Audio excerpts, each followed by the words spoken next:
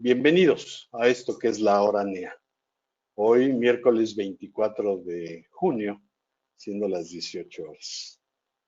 La hora NEA es uno de los formatos de relación y comunicación más activo y apreciado entre los miembros de nuestra red de negocios entre amigos. Y como buenos amigos que somos, promovemos la integración de otras asociaciones con las cuales compartimos nuestra visión y nuestros principios. Hoy contamos con la participación de miembros de la reconocida organización financiera FENG y del exclusivo Club 51. Gracias a ti, Sergio Álvarez Ducoin, por estar presente, por representarnos ante FENG, y a Eduardo Vázquez, director general de Club 51, por su apoyo y por su asistencia.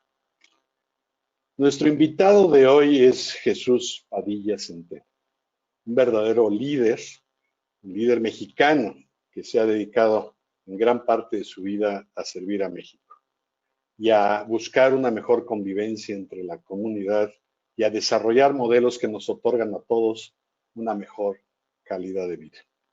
Te pido, Rodrigo Llanos, nuestro presidente de NEA, que le des la bienvenida a nuestro invitado especial. Claro que sí, muchas gracias, Jesús. Muchísimas gracias al Consejo de NEA, a Jesús Bush, Armando Nuricumbo, Armando Merlo, y en esta ocasión también un agradecimiento muy especial a Celia Roschke, socia de nuestro grupo de negocios entre amigos, por habernos puesto en contacto con Jesús Padilla. También pues es un honor organizar estas pláticas con nuestros amigos de FENG y del Piso 51, con Sergio Álvarez Ducoin y Armando Nuricumbo de FENG y con Eduardo Vázquez del Piso 51. Muchas gracias a todos. Creo que estamos haciendo un bonito trabajo de reunirnos todos los miércoles durante 1 hora y media para tratar de temas interesantes. Ahora, el día de hoy le doy la bienvenida a Jesús Padilla Centeno. Quiero decirles que ha sido un gran gusto conocer a Jesús. Es una persona que empezó desde muy abajo y hoy en día maneja un consorcio de más de 20 compañías en el sector de movilidad de transporte. Es un gran experto en su tema, como lo van a ver todos ustedes ahora. Pero algo que me llamó la atención y quiero subrayar sobre todo de haberlo conocido, es la gran calidad humana que tiene este hombre, que ustedes también van a percibir y van a notar ahora. Todo el concepto de trabajo social, de que en este mundo nadie se va a salvar solo, por más recursos o capacidades o inteligencia que tenga, que nos necesitamos unos a otros y que nos debemos de ayudar unos a otros, que como todos bien saben, esto subyace en los principios y objetivos de la red de negocios entre amigos.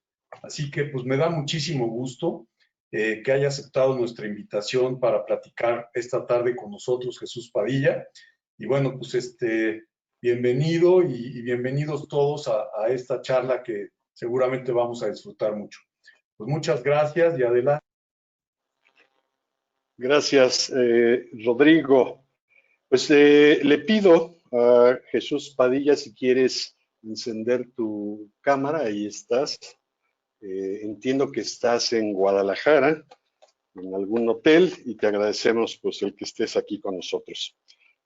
Antes de leer tu semblanza, quisiera mencionarle a la audiencia que el formato de esta sesión será el de presentación-entrevista. ¿En qué consiste? En que tú harás, a manera de introducción, una presentación sobre el tema que nos ocupa el día de hoy y que es el transporte público y la movilidad en México. Y después de la presentación, Celia Roschke, miembro de NEA, y un servidor actuaremos como moderadores de la sesión de preguntas y respuestas. Aquí quiero agradecerle a Celia el haber hecho el contacto contigo, afortunado contacto, a través de la Unión Social de Empresarios de México, donde ella participa. Celia, hazte patente para que te conozca toda la comunidad NEA, FENG y Piso 51. Ella es Celia y es una mujer tremendamente activa y te agradecemos de verdad este contacto porque se va a convertir en una maravillosa relación por mucho tiempo. Bienvenida, Celia.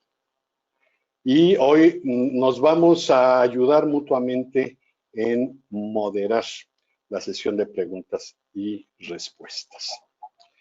Bien, importante mencionarles a todos nuestros miembros de NEA, FENG y Piso 51, que así como Celia, si tienen ustedes a una persona que nos pueda venir y compartir un tema de interés general, de interés actual, no duden en hacerlo. Tenemos todo para poder cautivar esa voluntad e invitarlo a este ejercicio que en todos sentidos es provechoso.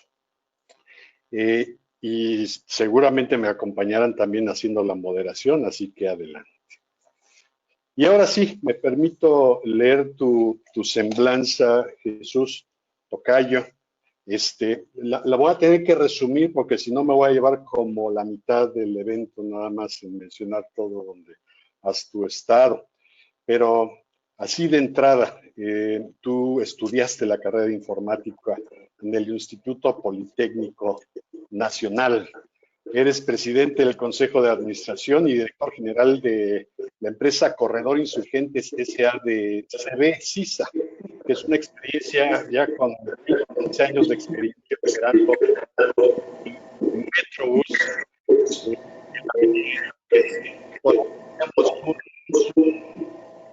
Perdón, se oye demasiado eco, Jesús, no se entiende. Sí, tenemos un micrófono prendido, si lo podemos apagar, perfecto.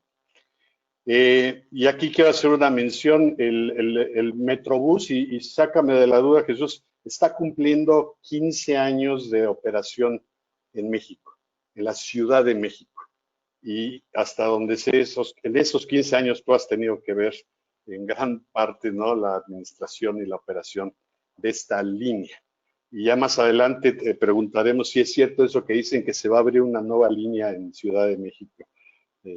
Nos urge saber qué va a pasar. Bien, desde el 2018 presides la Asociación Mexicana de Transporte y Movilidad, la AMTM, Asociación Civil.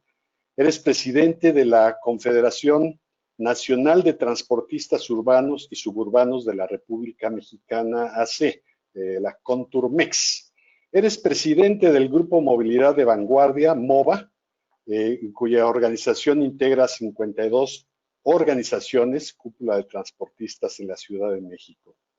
Eres integrante de la Unión Internacional de Transporte Público, la UITP, y asociado de la red SIMUS, Sistemas Integrados de Movilidad Urbana Sustentable. Eres consejero nacional y presidente de la Federación del Centro de la Confederación Patronal de la República Mexicana, la Coparmex, y eres su representante en el Consejo Coordinador Empresarial. Asimismo, eres presidente del Centro Empresarial Coparmex Ciudad de México para el periodo 2016-2020, o sea que estás en este año en activo, e integrante del Consejo Directivo de la Unión Social de Empresarios de México, la USEM, Ciudad de México.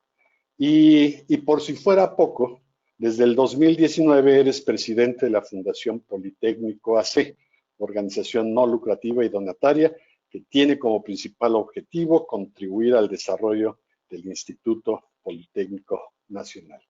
Gran institución aquí en México. Jesús, bienvenido a esta reunión entre amigos. Te dejo el micrófono y si gustas llevar a cabo tu presentación. Muchas gracias, Tocayo. Saludo con mucho afecto al presidente Rodrigo Llanos y desde luego a mi amiga que me ha convocado, a Celia. También saludamos a Carlos por ahí, un buen amigo. Gracias por la oportunidad de poder charlar con ustedes un tema que pues, nos parece sustantivo, la movilidad de las ciudades en materia de transporte urbano. Yo creo que desde muy joven he pensado que a cada quien le duele aquello que le es sensible.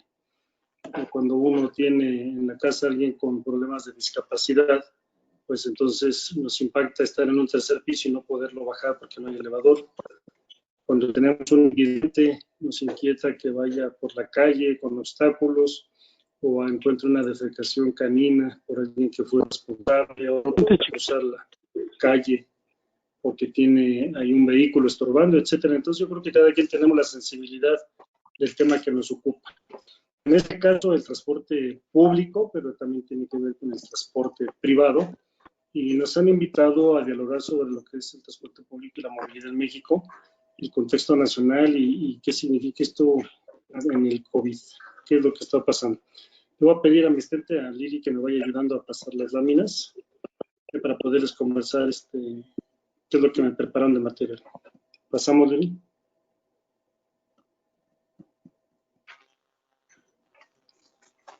Bueno, se estima que de los 124, 130 millones de habitantes que tenemos, 103 millones de personas transitan diariamente por las ciudades mexicanas. No todas las personas tienen la posibilidad de elegir su modo de viaje, ni todas las ciudades ofrecen alternativas de transporte eficiente, económico, para la población de menores recursos. Sin embargo, en esta condición, el 55% de la movilidad del país se lleva a cabo en transporte público, el 16% en transporte privado y el 29% en otros modos alternativos, fundamentalmente el de caminar. ¿Podemos pasar la que sigue? En México, casi el 90% del transporte público colectivo concesionado está en manos de hombre camión. Esta figura está denominada por alguien que es dueño de su unidad, la saca a trabajar o la da a trabajar o renta únicamente lo que le llamamos las placas y pone un vehículo, o a veces uno tiene una concesión otorgada por un gobierno estatal o municipal y esa concesión ya no es explotada por uno, sino es entregada para que alguien la rente y ese se la renta a otro. Entonces la figura hombre camión venía de origen de una persona asociada a un vehículo para explotarlo. En estos momentos esta figura prácticamente se ha desvanecido. Es una figura que terminaba de existir en los 60 en varios países de América Latina y fue llegando a México con mucha fuerza y se consolidó particularmente en la Ciudad de México ante el tema de la extinta Ruta 5. Y evidentemente este modelo de gestión, este modelo de prestación del servicio, pues implica que los autobuses se peleen a los usuarios, lo que se llama la guerra del centavo, vayan rápido, falten al respeto a las reglas y normas viales, le avienten la unidad a los automovilistas, bajen donde quiera al usuario y prácticamente ocupamos el espacio público como se nos da la gana. Este es un esquema que genera congestión vial, baja seguridad y eficiencia para los usuarios, altos costos ambientales y de operación, y evidentemente impacta en el modelo financiero a la hora de transparentar los recursos. Así. Sí, dejando un poquito atrás el reto de cambiar el país, considerando que casi el 90% todavía estamos en la figura de un dueño del vehículo, es extraordinariamente grande y tenemos un retraso frente a otros países, en algunos casos de 30 o 40 años. En materia de proyectos de movilidad, la mayoría de las personas usan transporte público, aunque los gobiernos no han atendido esta necesidad y la sociedad no ha sabido levantar la voz para que esta parte sea atendida. Aquí vemos en la gráfica cómo se han hecho las inversiones desde el 2011 al 2017, la distribución porcentual de proyectos de movilidad, y vemos cómo el mayor recurso está destinado a la infraestructura y a la pavimentación. Si los juntamos, en algunos casos estamos arriba del 90%, y lo que hemos sugerido es que se invierta la pirámide de inversión, que los recursos sean ocupados más para el transporte público que para el transporte privado. Hay una relación 80-20 donde el 20% de los automotores de los vehículos particulares ocupan el 80% de la superficie de las calles. En tanto, sí, el 80% de los usuarios, de los habitantes, se mueven en 20% del transporte público. Es importante entender que esta lógica tiene que cambiar, no lo hemos logrado, pero hay que seguir impulsando el tema de que entre más gente se mueva de manera masiva, más espacio tendremos sobre las vialidades. ¿Sí? En materia de congestión vial, ¿sí? Y la congestión vehicular de la que todos somos parte, aunque nos moleste el de enfrente, la troca de al lado, la Suburban de que está en otra esquina, el autobús que va pasando, pues todos somos parte del problema, no siempre de la solución. Esto cuesta tiempo, resta calidad de vida, competitividad y evidentemente impacta el desarrollo económico. Al menos 100,000 millones de pesos anuales se pierden en congestión. Esto es que, haciendo una estimación, en la Ciudad de México de 33 millones de horas hombre perdida por día, a un valor de un salario mínimo, tenemos un impacto de más de 70,000 millones de pesos tan solo en congestión. Cualquiera de ustedes hace 20 años usaba la mitad del tiempo que ocupa hoy para trasladarse. Hoy lo vemos con mucha claridad. En este momento de COVID, viajamos rápido, ¿sí? Hacemos menos de la mitad del tiempo, tenemos menos consumo energético. Y la gráfica señala claramente que el Valle de México es el que está más impactado por temas de congestión, pero ya lo está viviendo ciudades como Monterrey, Querétaro, Guadalajara y otras, que cuando viajamos nos damos cuenta que ya no tiene mucho que extrañar de la capital del país. ¿Sigue? ¿La que sigue? Tiempos de traslado.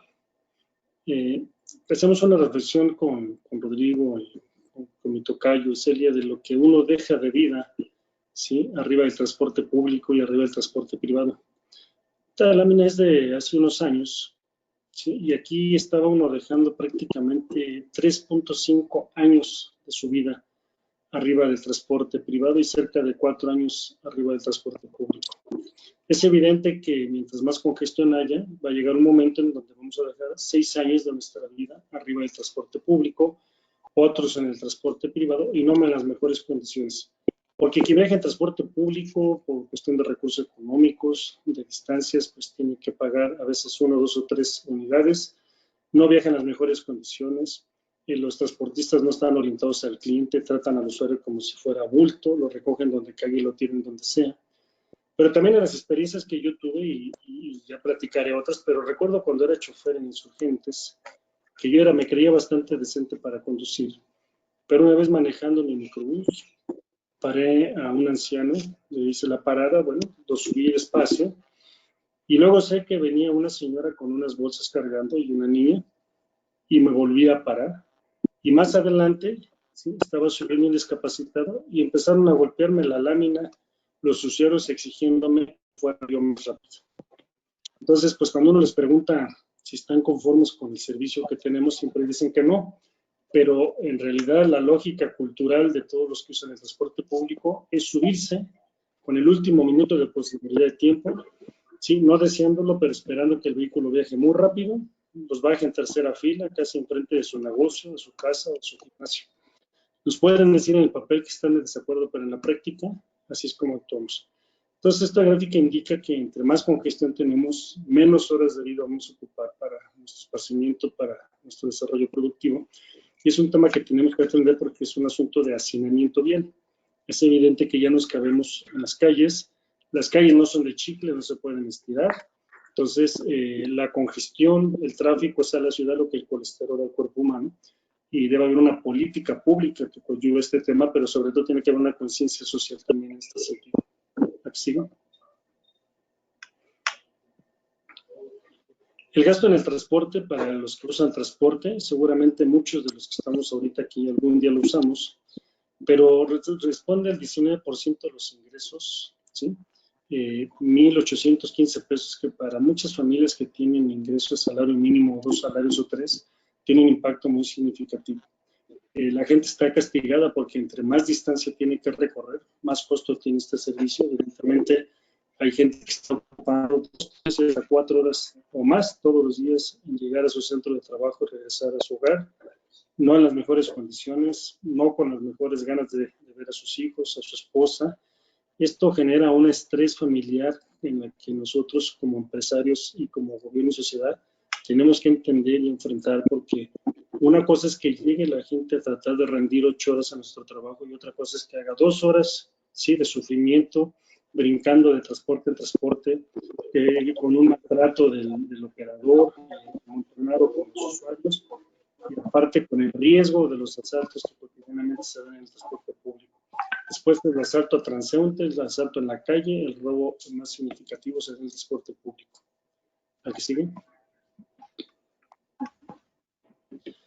Respecto al aumento de la motorización, cuando uno voltea a ver ciudades como Europa, que la población ha crecido poco, pero en el mismo sentido los automotores han crecido lento, cuesta trabajo entender lo que está pasando en América Latina, bueno, tomando la imagen de nuestros amigos del norte, donde todo el mundo tiene 1 o 2 vehículos y las ciudades están orientadas a los automotores, pues no tenemos la infraestructura, ¿no?, que tiene Estados Unidos, no tenemos el diseño y los sistemas de planeación que se han ejercido, y entonces hemos saturado prácticamente todas las vialidades, porque tener auto le da sentido, pertenencia a una persona frente a la sociedad.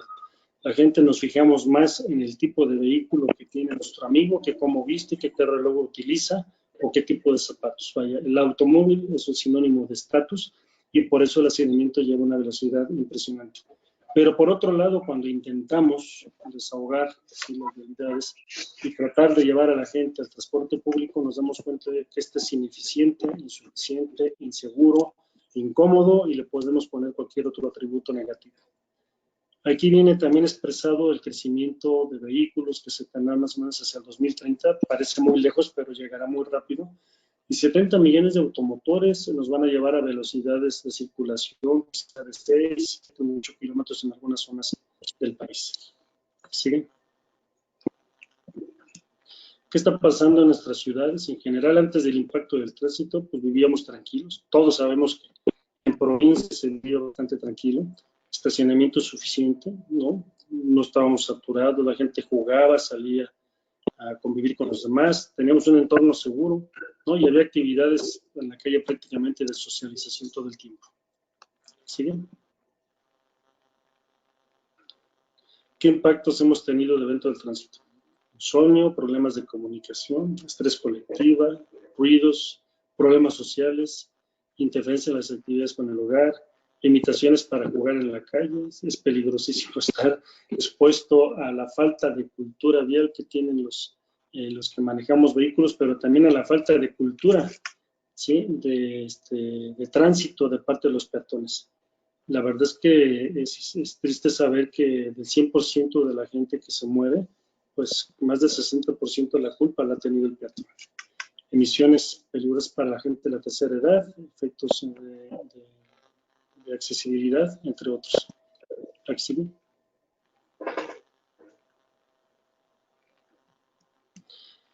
¿Cuál ha sido la respuesta de la sociedad a estos temas? Pues se adaptan espacios internos, estando más tiempo en la casa, con rejas, alarmas, colocándolas a un lado, las bardas para que los niños puedan jugar adentro, ¿no? Se han cerrado los espacios de convivencia donde antes se reunían todos, promoviendo protestas ciudadanas, evidentemente buscando la mitigación de los efectos negativos para los que nos vamos acostumbrando muy rápidamente. ¿Siguen? Viajes diarios que se tienen en la capital, en la zona metropolitana del Valle de México.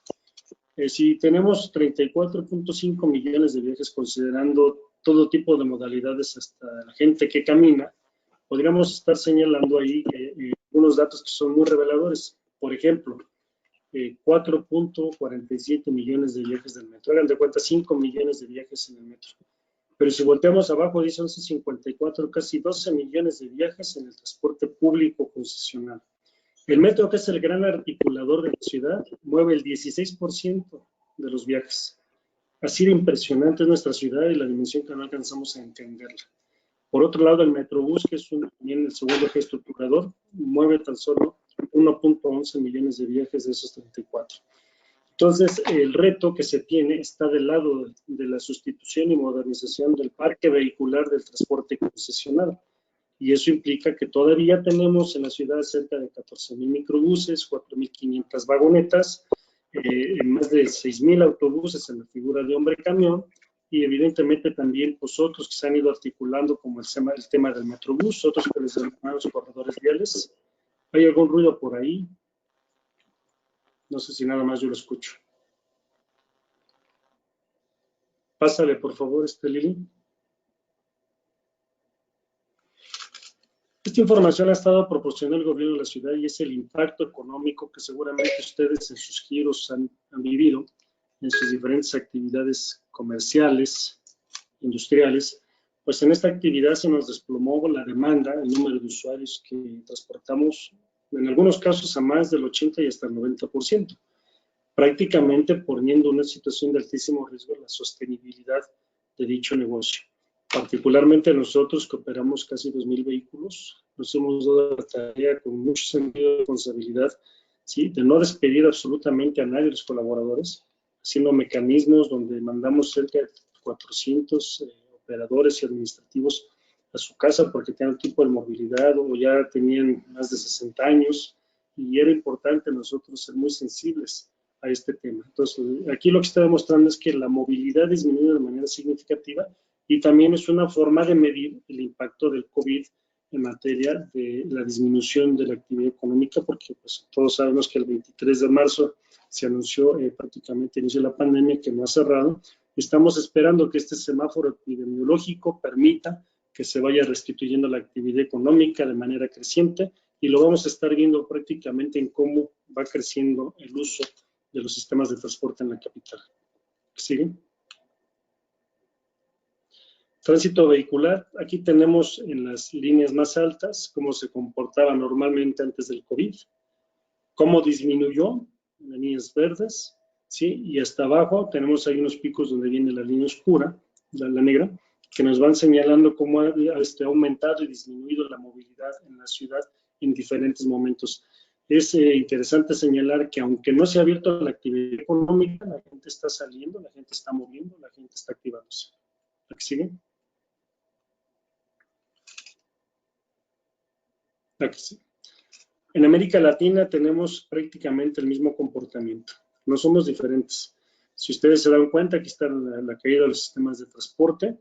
Ahí tenemos Santiago, tenemos ahí un hermano de Santiago de Chile con el 85.5 de disminución de la demanda, pero prácticamente todas las ciudades han tenido unas caídas muy significativas, cercanas al 80%, poniendo en altísimo riesgo la actividad económica del transporte, y que si le quisiéramos inyectar recursos, pues prácticamente no alcanzaría para mantenerlos. Ya platicaremos adelante de Santiago, que ha sido una experiencia muy interesante y muy retadora para los chilenos. ¿Aquí siguen?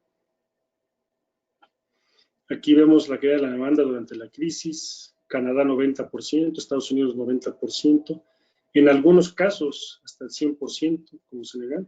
En México está entre el 50 y el 60, y otros, dependiendo de las ciudades, porque pues aquí prácticamente el mensaje era sal y abrázate, y luego de repente quédate en tu casa. Nos traían confundidos, no había una guía única de protocolo de actuación del país, cada gobierno lo estaba haciendo como lo entendía de la mejor manera, y entonces esas fluctuaciones pues seguramente nos van a pegar en el crecimiento de los contagios y lamentablemente el número de muertos en los siguientes días. ¿La que sigue? El termómetro para la UITP, la Unión Internacional de Transporte Público, no sé si la dijo mi tocayo, pero soy vicepresidente en América Latina, es que en los escenarios esperados, si la gente espera que a partir de esto haya una movilidad integrada y sustentable, muchos piensan que vamos a tener un paso atrás y va a crecer el uso de los vehículos automotores, ¿sí? Y otro 70% piensa que vamos a regresar a la actividad como siempre. Yo creo que en los próximos 2 años no nos vamos a recuperar ni en este sector ni en muchos otros. ¿Sí? Consecuencias del COVID en el transporte público. Vamos a vivir una crisis financiera con una proyección de 18 a 24 meses de recuperación. Control financiero en todo momento y proyecciones del costo financiero de la crisis. Adaptación del hombre en el modelo camión que ya señalé a un nuevo modelo de negocio.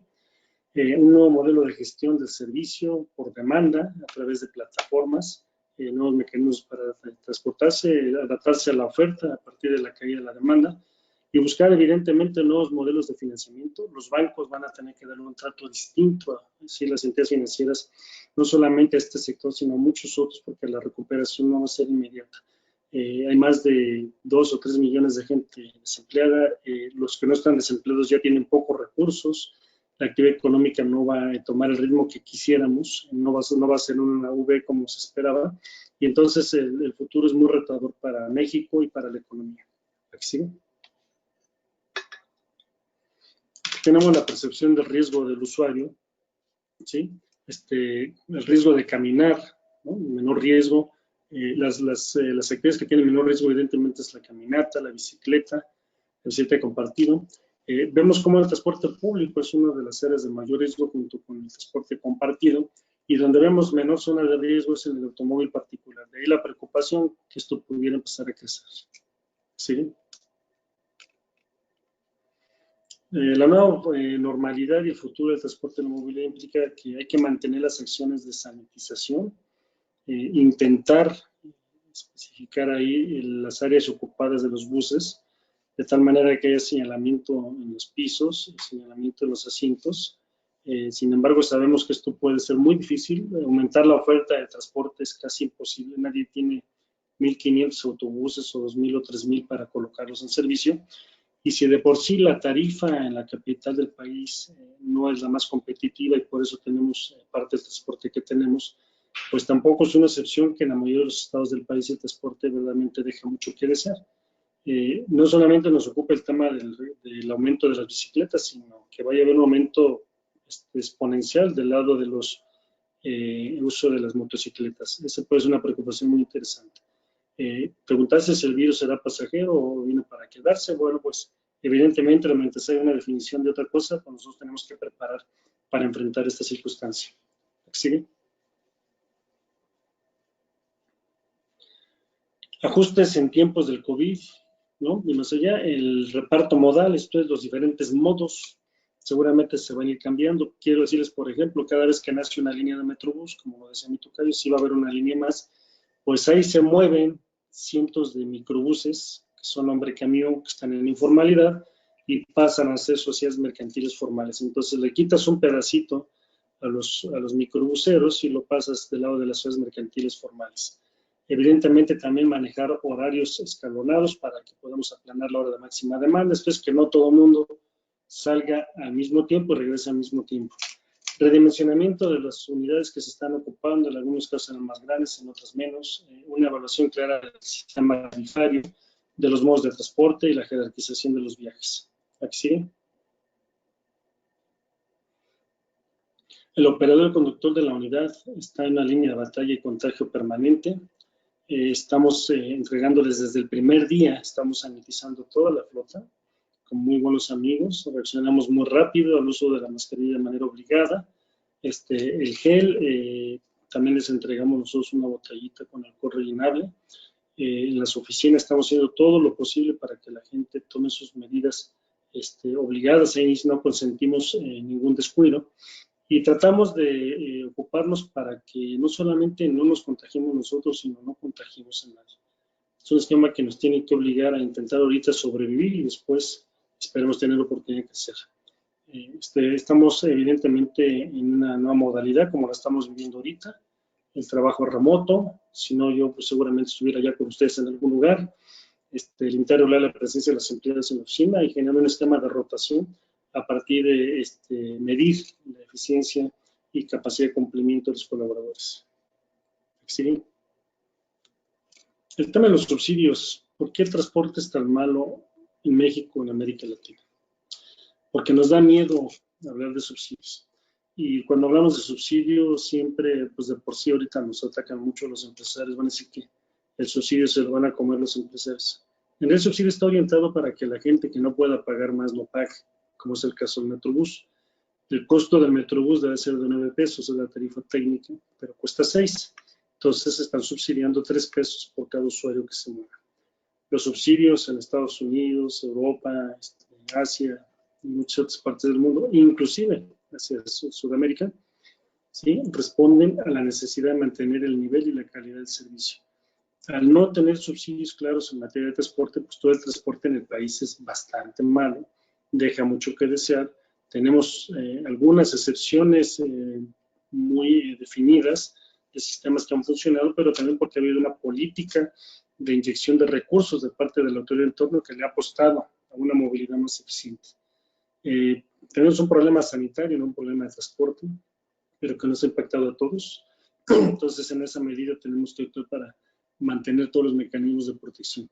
Ya decía yo que eso de manejar el 30% de la ocupación, pues nos ponen en situaciones fuera de niveles de rentabilidad para mantener el negocio, intentando eliminar el efectivo. Y luego vamos a ver por qué la figura de hombre camión es tan atractiva. Porque ustedes saben que ser empresa, pues implica una carga social, una carga fiscal, en fin, y cuando un microbusero se vuelve empresario, o pues se pasa a la formalidad, pues le cuesta 40% más caro su negocio. De ahí que los incentivos no están totalmente claros. ¿Sigue? Posible esquema de recuperación, julio, noviembre de este año y hacia junio del próximo año, ¿no? Balancear oferta y demanda, solamente sacar los servicios de acuerdo al número de usuarios que tengamos para mantener la rentabilidad y funcionamiento de las empresas. ¿Sí? En espera de la vacuna, pues evidentemente hay que maximizar los servicios, administrar mejor las condiciones de atención al usuario. Y cuando llegue la vacuna con este aprendizaje, pues hay que mantener ese esfuerzo de optimización, ¿no? Alentar que la demanda se regrese al transporte público y no vaya a quedar en el transporte privado y tratar de eliminar el miedo a los usuarios. Yo les diría que ahora que estoy aquí en Guadalajara, estoy operando una ruta de buses, pues sorprendentemente aquí los buses van llenos, la gente está afuera, evidentemente pues esto implica de alguna manera para este estado y para otros que los contagios en algún momento van a aumentar, pero haber tomado medidas a tiempo les ha permitido hoy hacer una apertura de la economía bastante más rápida. Hay que trabajar con la autoridad de la mano, hablar el mismo idioma, entendernos hasta que la normalidad permita que la función de uno es el usuario, la razón de uno es el usuario, primero es la gente, primero la dignidad de la persona, y en esa medida tenemos que hacer un esfuerzo todos los prestadores de servicio por orientarlo a la calidad. Evidentemente tenemos que jerarquizar los tipos de viajes, horarios escalonados, ¿no? Y esta nueva modalidad también, hacer uso de las vías peatonales, de la bicicleta, y bueno, pues esto pues nosotros lo impulsamos como una acción útil para el uso del espacio público, pero pues por otra parte hay muchas organizaciones que nos dicen, pues yo es que yo salgo a caminar o me llevo mi bicicleta y corro riesgo de ser asaltado o de que alguien me falte respeto. Sí es un tema transversal que cuesta mucho trabajo asimilar e impulsar. ¿Así? Reacciones durante después del confinamiento. Pues, ¿qué esperamos? Si lamentablemente la gente no tiene recursos económicos, pues quizá no nos roben los relojes, sí, quizá nos quiten el mandado, ¿no? En este caso también que no nos paguen el servicio o que no se quieran subir a la unidad por algún temor. Hasta ahorita no está demostrado todavía que los contagios se hayan crecido de manera significativa a partir del transporte público, que es una zona de contagio evidente. ¿Sigue?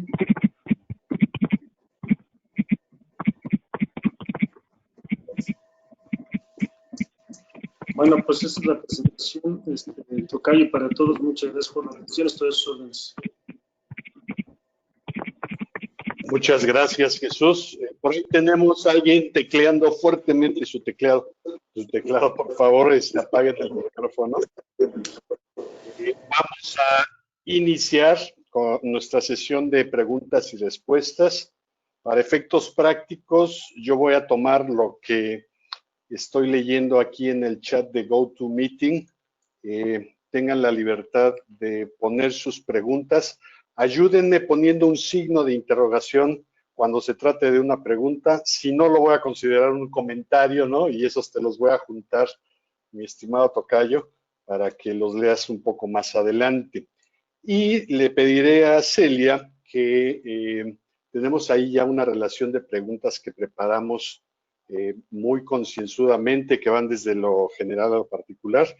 Y en este momento te cedo el micrófono, Celia, para que inicies la sesión de preguntas y respuestas, por favor.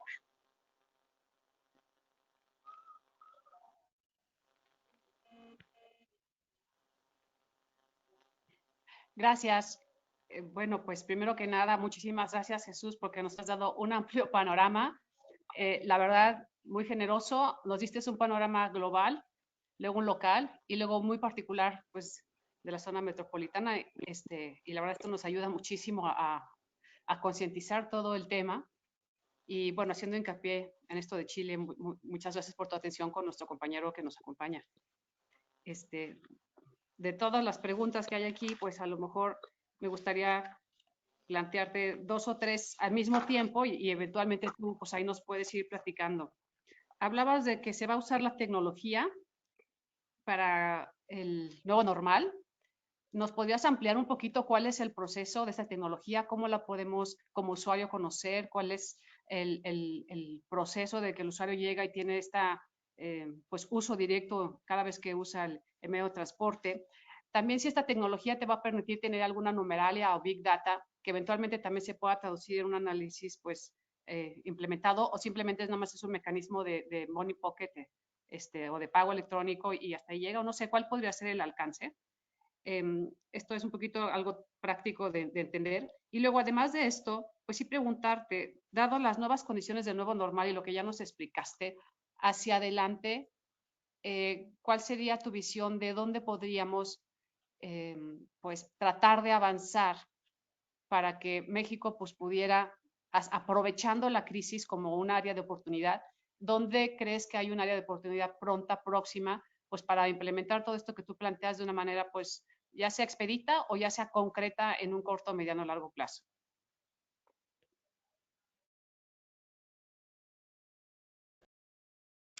Gracias. Me voy a poner un ejemplo de algo que ya está funcionando, que estamos haciendo en Sonora. En Sonora se credencializaron a todos los usuarios a los que se les da algún servicio de gratuidad, adultos mayores, gente con discapacidad, estudiantes, y de esta manera el uso del subsidio va totalmente orientado, juega tiro al blanco para ese sector de la población. No como antes que un estudiante se cambiaba la credencial, se la prestaba al otro, ¿no? Y viajaba prácticamente por todo el sistema y a cualquier hora del día. Entonces, el tema de la credencialización permite la orientación adecuada del subsidio cuando lo presta el gobierno, cosa que hasta antes de este momento no existía. Una aplicación que permite ver todas las rutas en servicio para que tú puedas planear tu viaje, que te señala de dónde a dónde y cuánto tiempo haces de un punto a otro. Es un tema básico. Una central de monitoreo que te permite saber, ¿no?, dónde están todas las unidades, a qué velocidad están, una geocerca y un control de seguridad, 4 cámaras de video adentro de los vehículos que observan al operador, al usuario, es una frontal para descender cualquier tipo de circunstancia. Te da confianza y tranquilidad también a los usuarios en materia de seguridad. Y evidentemente un sistema de cobro, particularmente, ahora estaremos a unos días de tener un sistema de cobro electrónico, dejando el uso del efectivo, que es una fuente de contaminación. Eso ya existe. También el desarrollo de plataformas de carpool para que la gente vaya decidiendo, escogiendo su viaje. Es un poco más caro, pero la gente está escogiendo cómo viajar. Está haciendo un sistema muy eficiente, muy seguro, dirigido a otro sector de la población. Pero ante esta revolución tecnológica, las opciones están a la vista en todas partes para asegurar tener eso que tú dices. Hay una gran data que nos permite saber cómo nos estamos moviendo. Un origen-destino que permite ubicar los movimientos que se hacen en esta ciudad y en otras para poder planear la reestructuración del servicio. Hace aproximadamente, yo creo, unos 8 años, yo declaré que a la ciudad le sobraban 10,000 microbuses.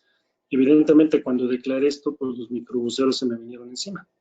Y luego les expliqué por qué, ¿no? Si tú sustituyes 10,000 microbuses, 3-1, 4-1, los puedes convertir en 3,000 autobuses. Esa es la razón por la que nosotros decimos que esta ciudad y todas están sobresaturadas. Prácticamente cualquier parte que vayas del país, y América Latina se comporta igual, la saturación o la sobreoferta es de un 30% mínimo.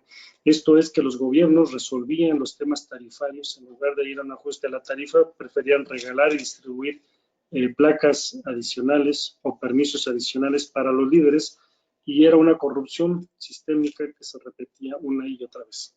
Entonces, eso evidentemente dañó, y por eso tenemos muchas unidades compitiéndose indebidamente en las calles. Hay horas en las que tú puedes ver pasar uno y otro vehículo, y uno tiene 3 pasajeros, el otro tiene 4, el otro tiene 8, y uno se pregunta, pues, ¿qué no pueden ir todos en una sola unidad con una frecuencia de paso? Y eso que parece elemental no está bien entendido por los transportistas, pero tampoco por la autoridad, o no al menos en la parte discursiva. Sobre lo que tú planteas, ¿qué oportunidades se tienen? No entendí bien la pregunta, la segunda, si me la haces de favor, Celi. Sí, gracias. Muchas gracias por esto que nos cuentas. Es decir, tu visión, ahora que tenemos esto en las manos, en un periodo de, digamos, de 3 a 5 años, ¿tú crees que esto que se plantea es factible en términos de el intercambio de, bueno, de llegar a menos coches y más autobuses? ¿Qué tendríamos que hacer? ¿Cuál sería el camino? Porque se oye que es correcto, pero en el camino pues hay unas realidades. ¿Cómo llegar a esto que planteas que es lógico y que además también a final de cuentas hay un impacto ambiental? Si por ahí nos quisieras también comentar algo al respecto. Pero ¿cómo hacer que esto se logre? Además hay muchos estacionamientos en la ciudad que pues también ocupan muchos metros cuadrados de lo que es el metro cuadrado de territorio. Pues platícanos un poquito de esto. Pues sí, lamentablemente ahora se miles de casas abandonadas porque se construyeron.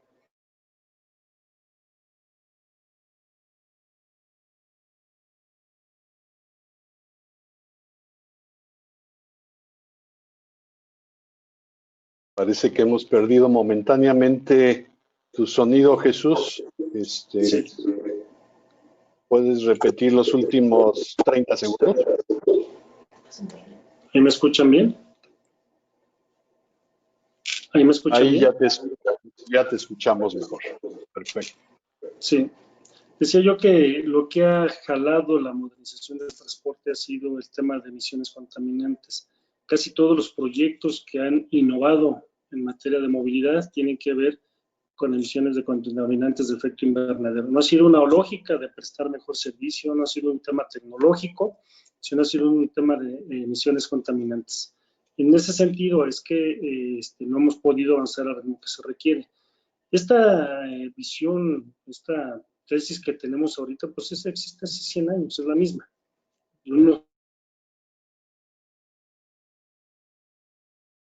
asunto pues es que no se lleva a cabo ni en una ciudad ni en otra. Aunque la Ciudad de México tiene avances significativos, está evidentemente el metro desde hace mucho tiempo, el sistema Metrobús, viene el sistema Cablebús, una renovación de parque vehicular, y ahí viene un incentivo para sustituir y modernizar el parque vehicular.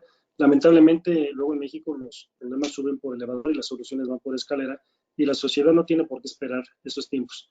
La oportunidad del cambio se le radica en un tema cultural, que la gente use el transporte público. Desde luego, para ello, el gobierno tiene que asegurar y garantizar que el transporte público es de calidad, es eficiente y es seguro. El reto, entonces, es colocar los recursos necesarios de inversión y para la operación que permita que tengamos unidades de primer mundo, con la máxima tecnología, de entrada baja, con mucha accesibilidad, y con emisiones contaminantes, las menores de un Euro 6, prácticamente tendiendo ya a sistemas eléctricos. Pues eso cuesta mucho dinero y alguien lo tiene que colocar. Los operadores de transporte no pueden traer un autobús eléctrico con tarifas de 6 o 7 pesos, es imposible. Entonces, la única manera de mantener la calidad en el servicio es con una tarifa competitiva, ¿no?, o el subsidio, o una combinación de las dos. Cuando no se tiene ni una ni otra, pues el resultado es lo que tenemos. Y la verdad es que es una pena que en la capital del país, pero en muchas otras partes de la República, todavía tengamos tristemente transporte con 30 años de vida como son los microbuses. Imagínense, la vida útil del microbús es de 7 años, ya lleva 30. Es increíble que están rodando todavía. Pero también lo digo con mucho respeto y cuidado, que si ustedes les dieran un microbús porque ya no tienen otra alternativa, ¿no?, de ingreso, porque la vida los trató mal o porque ya los castigó, pues si salen a trabajar un microbús a 5 pesos son héroes, ¿sí?, porque es bastante complicado mantener una unidad con esa tarifa.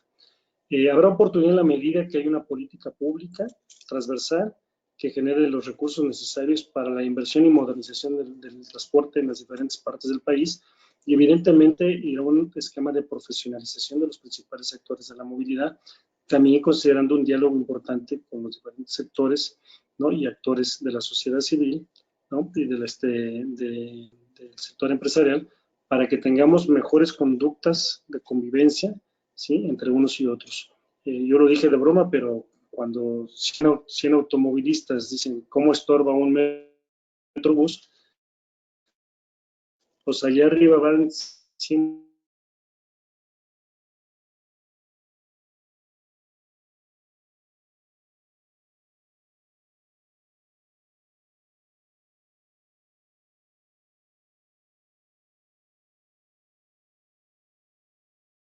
150 o 200 personas que dicen cómo estorban esos inautos. Entonces, cada quien lo ve desde su óptica. Durante muchos años, los políticos se dedicaban a proyectar las ciudades desde su auto y decían, pues hay mucho tráfico por un túnel, hay mucho tráfico, amplía la vialidad y pareciera el transporte complicado, pero una incapacidad de meterle mano. Una situación relevante que impacta de manera transversal las emisiones contaminantes, los tiempos de traslado, el costo del servicio, la salud a bordo, los temas de seguridad, ¿no? Y evidentemente la calidad de vida. Se trata de que el usuario arriba del vehículo tenga una experiencia de viaje satisfactoria, ¿sí? Que mejore su calidad de vida. Gracias, Celia. Gracias, Celia. Gracias, Jesús. Estoy aquí probando mis capacidades de síntesis, porque tenemos una colección muy interesante de preguntas y comentarios. De entrada, quiero pedirle a Roberto Fernández que nos conceda un espacio de tiempo, porque creo que su pregunta, que es muy general, casi filosófica, se conteste. Y quiero ir directamente a un par de preguntas de nuestro buen amigo Manuel Sarmiento, que nos pueden dar un poco de contexto ya sobre mucho de lo que tú estás hablando.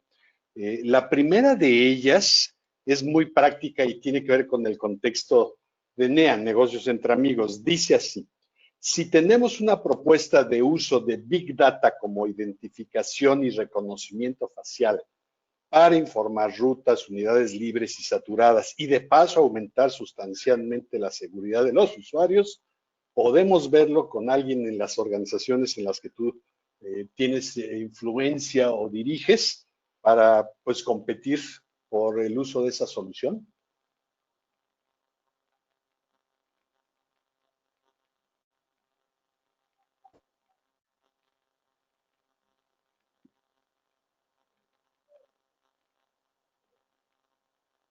A ver, creo que tenemos problemas con audio.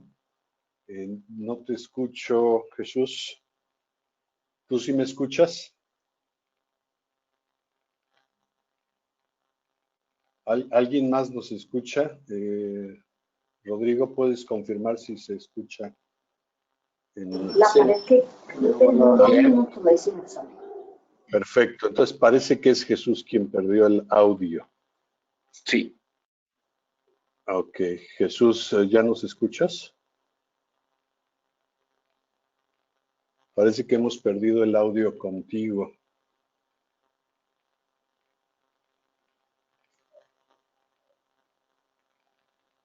Tal vez debamos de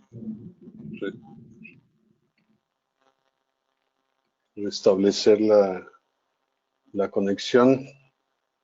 Jesús, ya ¿Nos escuchas, Jesús?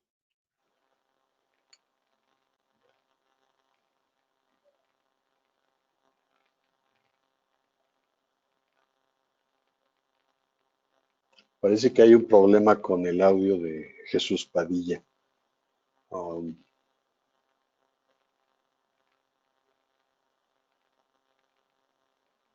Hay una forma de conectarse por teléfono. Quizás si Jesús Padilla se conectara por teléfono, le funcionaría mejor. Movemos. Y Liliana es su asistente, creo que está en línea para que nos ayude con comunicarle a Jesús Padilla de esta alternativa. Buenas tardes, con mucho gusto. Estamos en una llamada tratando de resolver el problema del audio. Si nos permiten un segundo, por favor.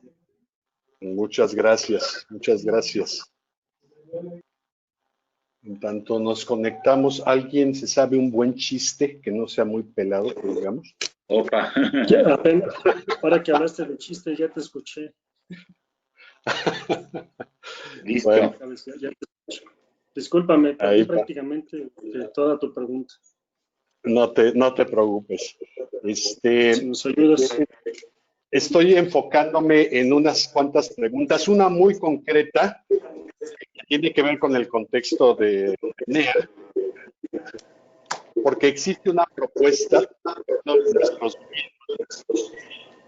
de uso de Big Data como identificación, conocimiento social para informar rutas, unidades libres, sustancialmente. Tenemos por ahí un audio que nos está viciando mucho, ¿verdad? A ver, Rodrigo, si me ayudas, ¿quién tendrá ese audio abierto? Que no seamos Ahorita los están dos. todos cerrados, Jesús. Ahorita están todos cerrados. Nada más cuando hablen tú y Jesús Padilla, túrnense, por favor, pero todos los demás están ahorita apagados. Gracias. Muy bien, muy bien. Te comentaba, Jesús, esta es una propuesta de tecnología Big Data que serviría como identificación y reconocimiento facial para informar tal vez rutas, unidades libres, saturadas y de paso aumentar sustancialmente seguridad de los usuarios. ¿Tú crees que hay cabida en alguna de estas organizaciones que tú diriges o que tú conoces donde podamos acercarnos a ofrecer una tecnología de esa naturaleza? Sí, se ha platicado mucho este tema, evidentemente ya hay mucha información acumulada. Hay un esfuerzo muy importante del gobierno de la ciudad a través de la Agencia Digital y de Innovación. Y todo esto que están planteando se puede hacer. El tema del reconocimiento facial pues, es un asunto más de privacidad de los usuarios, pero desde luego que es un tema que ha estado ahí ya pendiente. Creo que la tecnología ya da para ello. Y desde luego que será un tema muy importante para temas de seguridad. Pero si tienen interés de hacer alguna prueba con las empresas que nosotros tenemos, nos encantaría poderlas llevar a cabo en un protocolo adecuado y difundir los resultados. Habría que explorarlo, pues. Nos das una oportunidad y eso se agradece. ¿Por qué se limita el número de concesiones de transporte público colectivo cuando existe un déficit de oferta? ¿Por qué no se obliga al cumplimiento de las normas? Esta pregunta viene de Manuel Sarmiento. Entonces, bueno, la limitación para que la gente pueda tener concesiones en la Ciudad de México es hasta 5 concesiones a nombre de una persona física. Si es una persona moral, pues tiene una característica jurídica distinta. Esto tenía como propósito evitar el acumulamiento, la acumulación, perdón, de manera monopólica de las concesiones, porque históricamente pues así ha sido. Pero yo tampoco veo un problema de falta de oferta. Es que a la hora pico en ninguna parte del mundo el transporte es suficiente y en ninguna es ninguna, pues.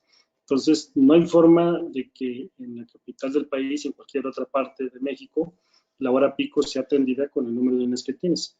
Es como si tuvieras el chorro de agua, ¿no? Llega un momento en que sale tanta agua que el traste que le pongas ahí, del tamaño que lo pongas, la va a captar, se va a derramar.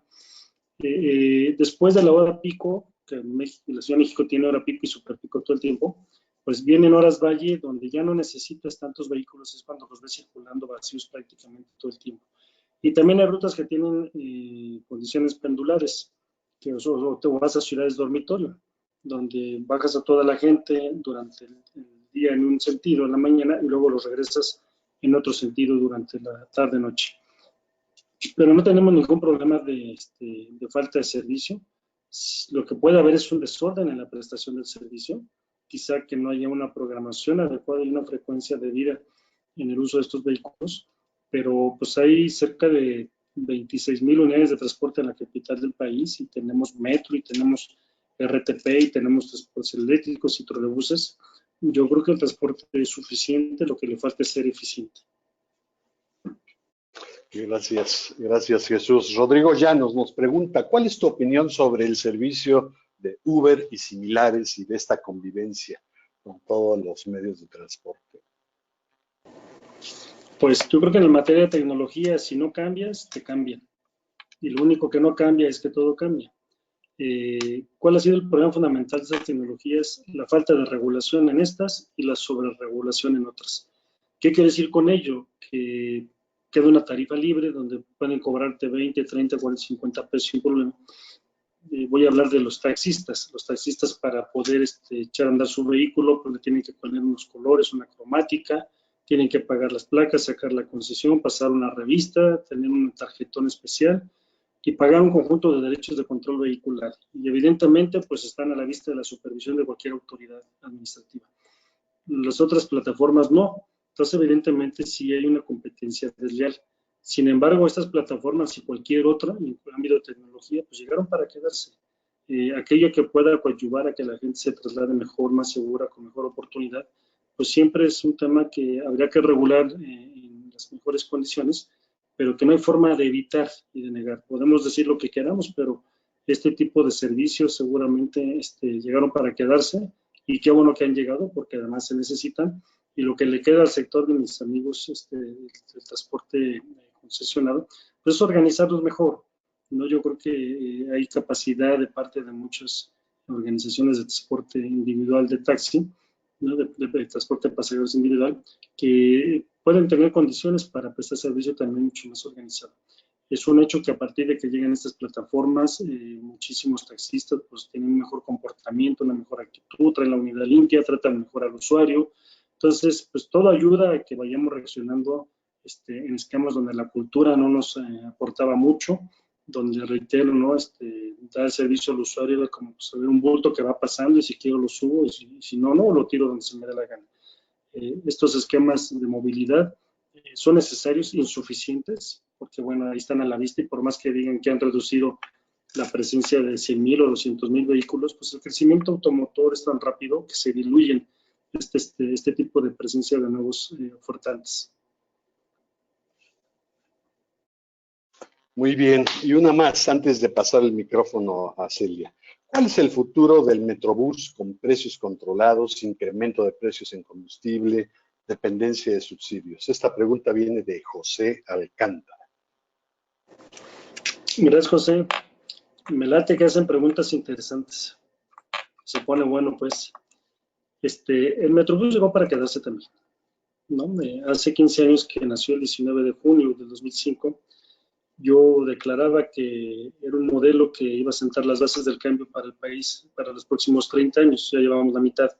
No es un tema de que supiéramos perfectamente el modelo Metrobús, es porque concebíamos de manera conceptual que esto tenía que suceder para el bien de la ciudad y del país. Hoy hay muchos modelos parecidos en el país, hay más de 45, 70 proyectos similares, sí, que se están haciendo en diferentes partes del país, pero es tan grande el problema que no se alcanza a ver como quisiéramos. Sí es un reto financiero, sí es un reto de sustentabilidad, porque cada vez que integramos rutas, evidentemente, pues el costo es mayor. No es lo mismo subirse en la ruta de Insurgentes, donde pagabas 6 pesos hace mucho tiempo, ahorita que te puedes subir en esa ruta y en otras 7, ¿sí? Con una sola tarifa como funciona el metro. Eso es muy bueno para el usuario, porque le permite viajar, sí, y tener interconectividad, también integración física, integración tarifaria. Pero impacta al sistema, pues ¿qué le toca a futuro? Que el gobierno de la ciudad y la Cámara local estén asignándole recursos de manera permanente. Metrobús no tenía un subsidio significativo hasta hace 3 o 4 años, hoy coloca casi 1.300 millones de pesos de subsidio, porque como ya lo señalé, la tarifa técnica implica que el costo del servicio es más alto, porque la tecnología de los vehículos también implica unidades más costosas. Tenemos vehículos biarticulados con un costo de más de 10 millones de pesos, los que tienen 3 vagones en Insurgentes, y los autobuses de Reforma costaron 11 millones y medio. Entonces es evidente que con una tarifa tradicional eso no se puede sostener.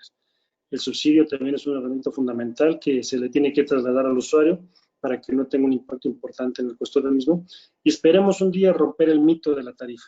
Si bien es cierto que no todo se resuelve con tarifas, sí se necesita una política tarifaria y una matriz que resuelva el tema energético, los costos de operación, de tal suerte que garanticemos 2 cosas. La tarifa no pague las ineficiencias del operador y el operador no sufra, ¿sí?, los no ajustes de tarifa cuando están rebasando los costos. Entonces, tiene que haber un equilibrio muy claro entre uno y otro. Qué interesante tema, Jesús. Otra pregunta ya que tiene que ver con el tema. Perdón, Celia, pero es que me estoy emocionando. ¿Cuál es el subsidio más frecuente para el transporte público en países emergentes? ¿Y cuál es en los países desarrollados? Mira, prácticamente el subsidio en los países emergentes se lo han dejado de manera permanente al operador. Voy a poner otra vez el ejemplo. En varias ciudades del país, no es el caso de la Ciudad de México, los estudiantes pagan la mitad. Ese es un subsidio. Hay quien lo absorbe, el operador, ¿no? No, porque no se hace un ajuste que equilibre la tarifa en torno a ello. Aquí en la Ciudad de México no tenemos descuento de estudiantes. Pero hay otro ejemplo. En el metro, la gente de la tercera edad no paga. En el Metrobús, toda la gente paga. De otra manera, pues los recursos serán insuficientes. Entonces, para los países desarrollados es un tema superado. No hay discusión, no es un tema de debate, la calidad del servicio, el tipo de vehículos, la matriz energética, es un tema dado, resuelto, es una conquista, ganada prácticamente por la sociedad y que el Estado ha asumido como tal. Y prácticamente en todo el mundo, en los países desarrollados, sí va 1-1. Si tú pagas €1, otro euro lo pone el Estado. Si tú pagas $2, $2 pone el Estado, porque casi en todos los casos la mitad del costo lo absorbe el Estado para que se pueda mantener la calidad del servicio y la frecuencia del mismo. Es muy complicado que en México eso funcione. Es un tema de muchos recursos y es evidente que mientras eso no se resuelva, bueno, pues ahí vamos a tener. Yo siempre le señalo a la autoridad que ahora quiere que vayamos involucrando vehículos de mayor capacidad y tecnología. Le digo, es como los teléfonos. ¿Tú qué quieres, iPhone 5 o iPhone 11? Porque los dos sirven para hacer llamadas. Yo creo que lo que el usuario necesita es un buen servicio de calidad, y ese se le puede dar prácticamente casi con cualquier unidad. Todos los demás elementos adicionales son valor agregado, y qué bueno que se tenga. Pero lo primero que necesita la gente cuando yo llegue a Sonora, dije, a ver, aquí hay dos cosas que requiere el usuario. Es que el aire acondicionado funcione, porque pues llegas a 45, 50 grados, y las unidades pues andaban prácticamente con las ventanas abiertas. Y la segunda, que el vehículo pase con regularidad, porque había gente que esperaba 40 minutos y cuando el vehículo pasaba lleno y sin aire, pues tenía que esperar otros 30 minutos la siguiente unidad. Y esa es una falta de respeto total a la ciudadanía. Entonces, para que esto cambie, necesitamos evidentemente pues asegurar que esté entendido desde más alto nivel, que los congresos de los países hayan asimilado el tema del subsidio, porque además en materia de movilidad, la movilidad es un derecho humano y hay que colocarle recursos como a la Secretaría de Educación, como a la Secretaría de Salud, como a la Secretaría de Seguridad. De esa medida tienen que ser los recursos y el esfuerzo para que el transporte se modernice. Seguramente va a pasar, entre más nos tardemos, pues más costoso es el tema. Gracias Jesús. Celia, te paso el micrófono, por favor. Gracias. Conduce una pregunta. Gracias Jesús Bush y gracias Jesús Padilla. Jesús, todo esto que nos cuentas nos está dando pues ahora sí que una visión muy completa del tema de transporte y movilidad, pero creo que nos faltaría y me gustaría ver si nos puedes compartir hacia adentro, hacia el gremio, hacia tus colaboradores, hacia todos los que forman parte pues de este servicio. ¿Cuáles son las prácticas que has podido tú liderar, dirigir, inclusive generar desde cero para precisamente agremiar al grupo, tratar de darle orden, tratar de darle una perspectiva, tratar de interesarlos en que la práctica pues vaya mejorando día por día? Sin duda se entiende que pues el que usa un automóvil siempre ve como enemigo lo que decías al que está en el automóvil, ya sea caminando, ya sea en un transporte, pero por otro lado, aunque aún no es suficiente, a lo mejor no lo percibimos, también hay mucho esfuerzo que se hace hacia adentro. ¿Qué tal? Por supuesto, si eso no se hiciera, pues a lo mejor quién sabe si hubiéramos avanzado. Y pues yo entiendo que has hecho muchas prácticas muy concretas para lograr esto y tu liderazgo ha sido mucho hacia adentro, pues para lograr esto. ¿Nos podrías contar algunas prácticas concretas, alguna anécdota y un antes y un después de cómo empezó a cómo está ahora? Quisiéramos también conocerlo y valorarlo.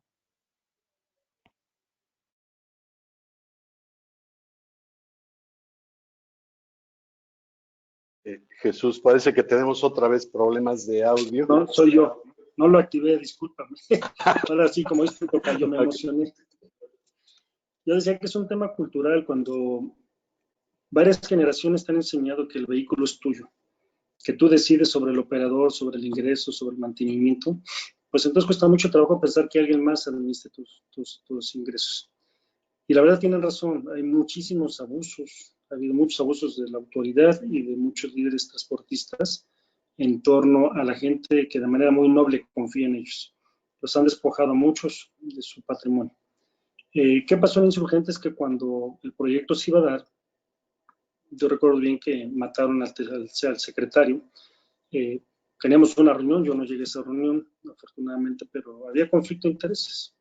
Y yo recuerdo que con la autoridad dije, hay un conflicto de intereses y ustedes están encubriendo y funcionario me dijo, pues si usted tiene una denuncia, póngala. Yo le dije, pues cuando necesite su opinión se la pido. Yo nunca me dejé, nunca me he dejado. Entonces, es un tema cultural y yo también tengo ahí ya algunas frases guardaditas que siempre utilizo como eslogan. Líder que nace para maceta, de hombre camión no pasa. Es muy complicado que los transportistas que no tengan esa definición, esa visión de cambio, vayan a convertirse en empresarios y puedan coadyuvar este proceso tan indispensable para la economía y para la sociedad. Entonces, es muy complicado. Y el transporte es el rostro de una ciudad. Tú llegas a cualquier lugar y como ves el transporte, te imaginas todo lo demás. Entonces, otro tema que ha pasado, la soberbia de las autoridades, que cuando tú vas en el proyecto 17 te sorprendes que está cometiendo los errores de los otros 16. Y yo estoy seguro que cuando vayan en el 34 van a cometer los errores de los otros 33. Se llama soberbia. Una vez que aprenden, creen que pueden solo y la verdad es que se equivocan seguido y mucho. Otro tema que nos pasa en la ciudad porque no tenemos esa dimensión es que literalmente mientras entran dos autos, nace un niño. Entonces, hemos crecido mucho más rápido en la motorización que en el crecimiento de natalidad. Por cada hijo, por cada niño, 2 autos en muchas ciudades. Respecto a lo que tú me comentas, ¿qué le hemos aportado a la gente? Entre más estructuras, más sistematices, más organices, más transparencia y rendición de cuentas tengas, menos posibilidades de que haya discrecionalidad o uso indebido de los recursos. A la gente hay que hablarle siempre con la verdad. La verdad, sí, es un valor supremo que genera confianza y la confianza se construye lento, se pierde rápido. A la gente hay que decirle siempre la verdad, buena o mala. Hay que ser muy claro en la proposición que uno les tiene que plantear. La transformación es muy difícil porque pues, prácticamente cuando tienes que arrancar no ponen un solo peso. Los inviertes siempre se comenta que se coloca la concesión, que se ha explotado por mucho tiempo. Difícil de entender que es una concesión del gobierno y que pues por lo tanto puede levantarla en cualquier momento. Y este tema cultural ha hecho que el proceso sea extremadamente complicado y lento. Nosotros tenemos más de 5,000 socios, son prácticamente renteros. Ustedes sabrán, cualquiera de ustedes se imaginará que un negocio con 5,000 socios donde no se aportan recursos, pero sí se demandan beneficios, pues tarde o temprano va a tener complicaciones serias de sustentabilidad financiera. El otro reto es gremial, es cómo convives con tanto compañero, con tantos consejos de administración para asegurar que haya gobernabilidad, que la gente no se pelee, porque en el transporte por una cuadra nos andamos dando con todo. Es un gremio así, pues es nuestra naturaleza, pero hemos aprendido mucho y lo compartimos con todos. Creo que la mayor sensación, la mejor sensación que puede tener el ser humano es la de compartir. Y particularmente nosotros hemos compartido todas las experiencias. Yo quisiera haber formado muchos dirigentes en nuestras empresas para que los pasáramos por contabilidad, finanzas de recursos humanos, operación, mantenimiento, planeación, etcétera, pero no se forman, ¿sí? Simplemente porque no está en su interés prepararse para ello. En la medida que no se preparen, van a ser rebasados por nuevos líderes, por otros líderes o por aquel que tenga una visión más clara. Sí creo que en este caso de la transformación debe ser 1, 2, 3 y tu tiempo se acaba. La autoridad tiene que determinar hacerlo con nosotros y nosotros o a pesar de nosotros, pero con mucha responsabilidad. La autoridad también tiene que estar segura de hacer lo correcto. No es gratis que le tengamos tanta desconfianza. Nos han hecho muchas, nos las han hecho siempre y en todas partes. Así es que decirle, pues nosotros, en la medida que logremos una cultura organizacional de respeto, una postura de colaboración, de solidaridad y de apoyo permanente entre todos, vernos como una sola familia donde el que recoge el papel es tan importante como el que abre la puerta, el que da instrucciones. En esa medida tenemos que tener una misión de cumplir una tarea fundamental que es mover gente y moverla de las mejores maneras. Yo siempre digo, cuando yo le puedo aportar a alguien, ¿sí? Algo para que tenga mejor calidad de vida, para que viaje más seguro, para que viaje más cómodo, para que ocupe menos tiempo, pues eso me llena mucho. Y si aparte puedo señalar que integramos a un importante número de concesionarios que toda la vida han estado en el negocio y que bien o mal, ¿no? Ahí han estado y van a seguir viendo de ello. Y saber que puedes darle trabajo a más de 6,000 gentes como tenemos hoy y que pueden llegar un beneficio a su casa y que hoy aparte formalizamos nuestra actividad, hoy contribuimos con recursos fiscales al Estado mexicano y nos vamos preparando cada día para ser mejores, pues creo que ese aporte finalmente nos va llenando a todos en diferentes medidas. Jesús, qué padre diálogo estamos teniendo. David Gibbons, desde Chicago, nos pregunta, ¿qué piensas de la práctica en los Estados Unidos de muchas compañías como Twitter, American Express y otras que piensan dejar que sus colaboradores trabajen desde casa de manera perpetua. También, ¿qué piensas de los self-driving cars, estos carros de auto se manejan solos? Y si piensas que esto aliviaría en cierto sentido, en cierto grado, la congestión que todos los días tenemos en la gran ciudad de México. Gracias, David. Qué preguntas tan interesantes. Yo siempre me puse nervioso para hablar en público, Tocayo, pero no se los digas. ¿Qué pasa con el trabajo en casa, el home office? Llegó, ha estado todo el tiempo, es como esta herramienta, pues ha estado todo el tiempo, hoy decidimos utilizarla. Qué bueno que sea así. Qué bueno que las nuevas generaciones puedan tener ese compromiso de trabajar y ser productivos desde el hogar. Luego no nos tenemos tanta confianza porque de repente pues, nos queremos ver la cara unos a otros y ese tipo de abusos impide que haya medidas que sean mucho más amplias y generalizadas. Pero estas empresas mundiales me parece que están en la ruta correcta. Si la gente puede hacer su chamba, y además ahora nos damos cuenta, yo estoy haciendo la misma evaluación, o los que ya están en su casa haciendo home office y veo que ya no los necesito en la oficina, ya no los voy a traer, ¿sí? Ya no tiene sentido. Entonces creo que el mundo se va a mover diferente, el mundo ya no se va a mover en muchos niveles, la gente ya no va a regresar a los mismos espacios. Estoy seguro que en materia de educación, sobre todo de educación pública, van a estar presentando por grupos para evitar la saturación. La mitad estará una semana presencial, luego tendrán clases en línea. Y evidentemente el mundo cambió y creo que es una revolución para bien de todo el planeta, de toda la actividad económica, con todos los estimados que salgamos en esta lamentable situación de no reactivación económica. Así es que pienso perfectamente de que esta es la opción que tienen que tomar estas empresas y muchas otras en el mundo. Y hablando de los vehículos autónomos, ahí sí creo que le queda rato para que eso pueda operar de la mejor manera. Me gustaría que fuera rápido, porque evidentemente con eso evitamos la adquisición de vehículos, porque si yo pudiera saber que mi vehículo llega por mí, me lleva a otro lado, no tengo que ver dónde estacionarme, no me tengo que pelear con el franelero, con el valet parking, con el costo del estacionamiento, etcétera, pues yo creo que eso es algo que va a tener que llegar tarde o temprano y masificarse en el mundo y va a ser una gran opción para desocupar y descongestionar las vialidades. Son cosas que van a transformar sin duda alguna el rostro de las ciudades en el mediano plazo. Bien, Sergio Álvarez Ducoin nos pregunta, ¿qué efectos tendrá el transporte cuando este tren de Santa Fe a Observatorio esté operando? Para los que están prestando servicio actualmente, Sergio, pues tendrá alguna afectación, sobre todo el transporte interciudades. No sé qué líneas corren por ahí, pero les están dando alguna alternativa. Normalmente cuando pasa esto siempre te dicen, pues por aquí ya no, y te ofrezco otra oportunidad. ¿Qué creo valiosísimo? Pues que va a reducir muchísimos automotores que circulan por la carretera México-Toluca. Va a saturar en unas horas que son muy complicadas. La entrada a México y la salida es extremadamente compleja para Santa Fe y hacia Toluca. Va a ser algo muy positivo, sin duda alguna, va a ser uno de los mejores sistemas, mucho mejor que el que tenemos actualmente del tren.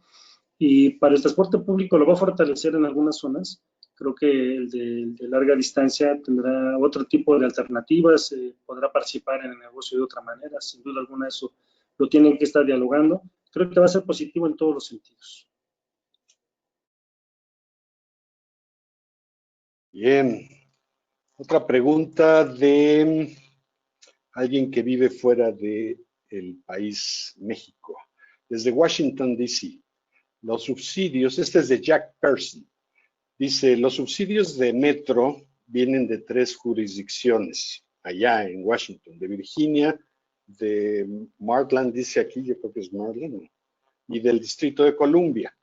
Él dice, es un gran problema porque ya nadie quiere dar más que lo que dan los otros. ¿Cuál es tu punto de vista cuando 3 instituciones de gobierno aportan subsidio a un recurso, digamos, compartido? ¿Cómo se administra eso y cómo puede haber equilibrio en cada una de las partes? Primero ya creo que hay que festinar de que se esté haciendo de esa manera. Que más de una entidad esté colocando recursos en un mismo sentido y con el mismo propósito debe ser algo una medida a tomar en cuenta y tratar de aprenderla y asimilarla. Entre más participen, mejor. Si yo fuera autoridad con posibilidad de decisión, yo tomaría un pedazo del presupuesto de la Secretaría de Salud, por lo que esto implica la salud de los mexicanos. La gente no camina porque prácticamente en la ciudad cierras los ojos, estiras la mano y se para un vehículo. Pero con otros sistemas de transporte la gente tiene que caminar al menos 200 metros. Hay que cuidar la salud, hay que la gente camine. Algún recurso para la salud debe ser orientado a la movilidad. Algún recurso para la seguridad debería ser orientado a la movilidad. Algún recurso para el trabajo debe ser orientado a la movilidad. Y debe haber incentivos fiscales suficientes para que la movilidad también fuera eficiente. No conozco bien las estructuras que comentaste ahorita, pero entre más multidisciplinario y transversal sea el esfuerzo, me parece que es mucho más exitoso. Además, bueno, pues se colocan recursos muy importantes al metro de Nueva York, pero cuesta un montón de dinero. O sea, el metro de la Ciudad de México está en 5 pesos, o sea, cuesta mucho trabajo tratar de asimilar las diferencias entre unos y otros. El metro de la Ciudad de México se debe estar comiendo más de 16,000 millones de pesos al año en subsidio, y yo creo que esa filosofía de transporte pobre para pobres tiene que cambiar. Creo que la gente está dispuesta a pagar siempre que el servicio sea mucho más eficiente, más cómodo y más seguro. Y yo insistiría mucho, en particular con la jefa de gobierno, pero con todos los demás, para que se termine con el mito de querer un transporte de primera con una tarifa de tercera, y que, como lo dije hace un momento, el transportista que no se comprometa, pues a hacer un placer, ¿no? La ciudad necesita soluciones. ¿Qué iniciativa conoces que sea real, práctica, de regreso a la nueva normalidad, que realmente integre las recomendaciones de estas organizaciones en las que tú participas? Mira, hay un gran análisis permanente de qué va a pasar después del COVID. Sin duda alguna, referentes de América Latina es Chile, es Brasil, es Colombia, en alguna dimensión menor, ¿no? Puede ser Argentina, Uruguay y México. Lo que pasa eventualmente en uno de estos países lo van siguiendo las demás ciudades. Colombia prácticamente en todas sus ciudades, Cali, Medellín, Bucaramanga, Barranquilla, Pereira, Cartagena, todas ya tienen sistemas integrados de transporte, no siempre tan eficientes como hubiéramos querido porque tienen altos costos. Y el ejercicio que sucedió en Santiago de Chile, que seguramente nuestro hermano lo sabrá, pues tuvo un impacto muy severo. Sacaron a todos los transportistas, hicieron un tema muy, muy agresivo, y después a la vuelta de 10 años están regresando el 40% de transportistas, tienen problemas con el sistema de licitaciones. Desde que nació en el 2005 tiene una evasión que está arriba del 20%, que es una desfundada de cientos de millones de dólares, pero nació con esos problemas. Y me conozco muchas historias de lo que no debe de pasar. Sin embargo, como dije hace rato, seguirá pasando porque la política siempre tiene elementos de soberbia, ¿no? De superioridad, donde eventualmente creen que tienen todas las competencias y capacidades para hacer las cosas bien. Lamentablemente, cuando las hacen mal, siempre el que paga es el. Entonces, sobre lo que se ha estado comentando, es que tenemos que voltear a ver las fuentes de financiamiento que mejoren la tasa. Evidentemente hay que ir al tema de tasas. La banca de desarrollo tiene que meterle mano a este esfuerzo con la banca comercial, si no, no va a ser posible. Tiene que haber un apalancamiento aparte en el caso de México, del gobierno federal y el Fondo Nacional de Infraestructura de Obras.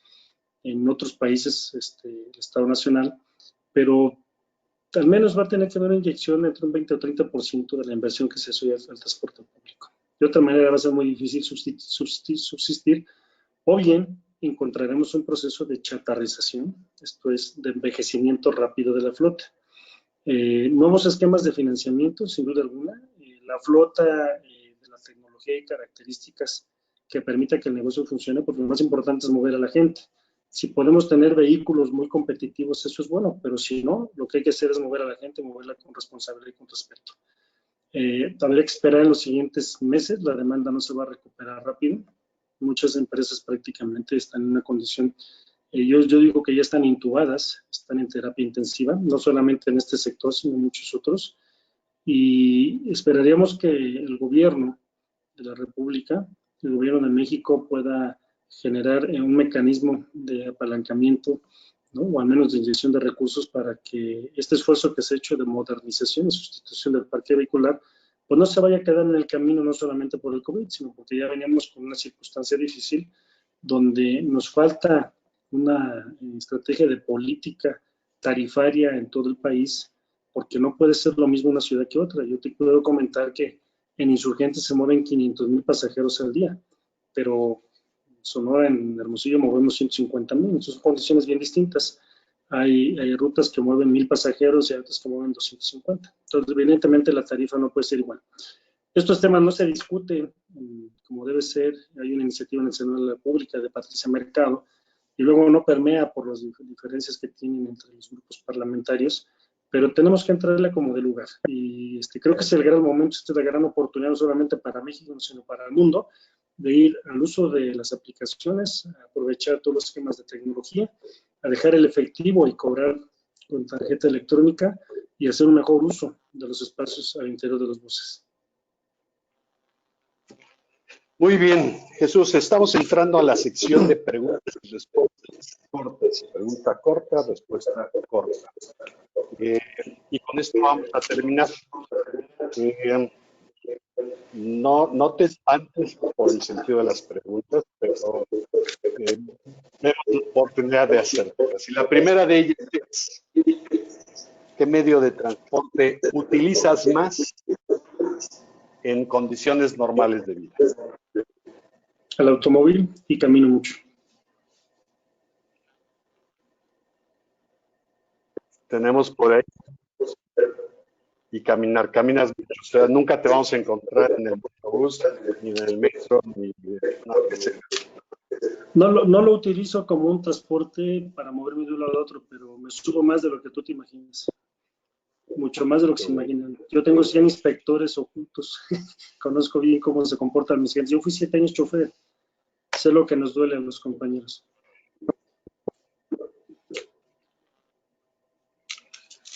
Claro.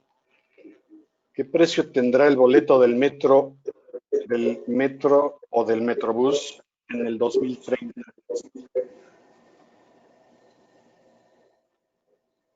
Qué pregunta tan complicada, pero el metro debería de estar al menos en 10 pesos y el Metrobús como en cerca de 14 o 15 pesos. Tercera pregunta, ¿quisiera ser presidente de México? No, quiero servir solo a mi país, desde donde estamos. Jesús, ¿cómo enfrentas la frustración? Con mucho trabajo y compromiso hacia los demás, agradeciendo lo que la sociedad nos da cada día. ¿Para qué somos buenos los mexicanos? ¿Dónde nos podemos lucir como país ante el mundo? Somos un país muy solidario, solamente nos falta mayor compromiso y trabajo en equipo. 2030, ¿dónde va a estar Jesús Padilla? Pues seguramente haciendo lo de ahorita, platicando con gente valiosa como ustedes, comentando nuestras historias de vida y siguiendo trabajando por nuestro México. En una frase, ¿cuál ha sido tu éxito de mayor impacto personal? Servir. ¿Y tu más recordado fracaso? Híjole, sí me la pusiste difícil. Pues en el mismo sentido, no haber podido aportar cuando alguien necesitaba algo y no tener a mi alcance la solución. Por eso me preparo todos los días para que cuando alguien me necesita pueda decirle que tengo una oportunidad y no una excusa.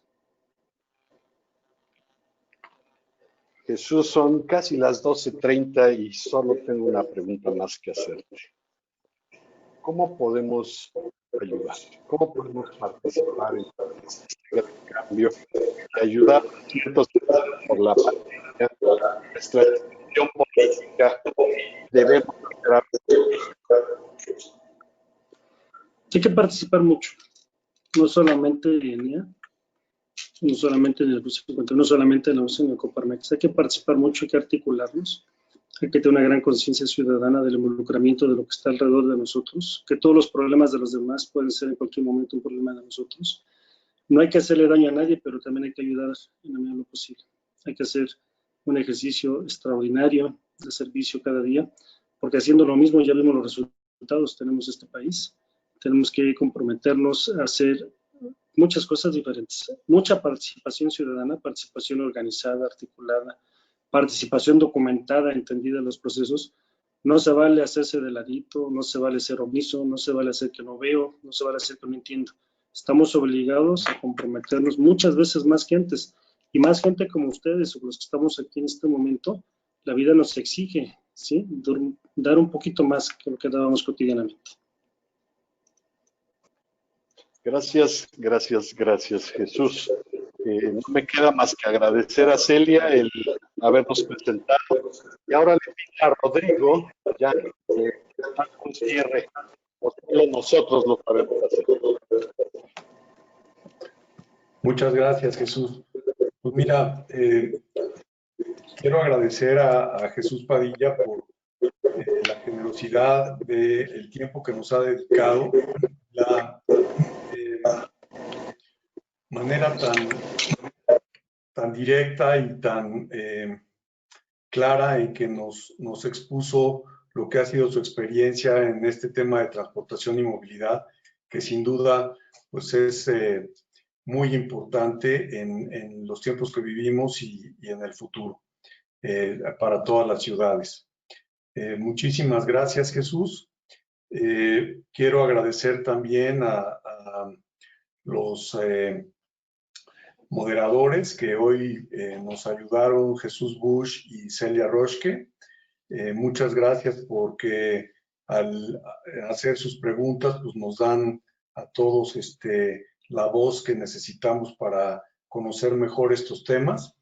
Y también pues nuevamente agradecer a FENG, a Sergio Álvarez Ducón y Armando Nuricumbo, y también al director del piso 51, Eduardo Vázquez, por su promoción y su apoyo en esta reunión.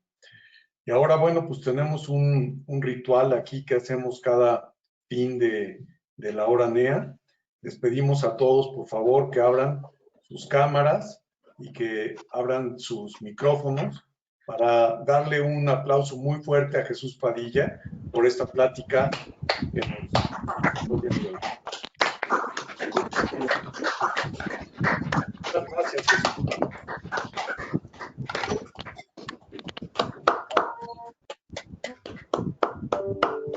Gracias, Jesús. Bravo. Felicidades. Buscaremos. Felicidades, Ya hablaremos, Jesús. Qué detallazo. Gracias, Jesús. Bravo. Gracias.